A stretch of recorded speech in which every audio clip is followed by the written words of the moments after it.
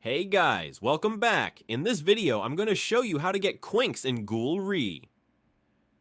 First, make sure you meet the basic requirements. You need to be at least level 100 and have enough yen or RC, depending on whether you're a ghoul or a CCG member. In some versions of the game, you might also need to complete a few missions before unlocking special kagunes. Once you're ready, go to the main menu or find the Kaguni Quinx selector NPC. This is usually located at the base, either the ghoul base or the CCG base, depending on your faction. Now, open the selector menu and scroll until you see Quinx in the list. If you meet the requirements and have enough currency, just click Buy or Equip, and you'll instantly unlock Quinx.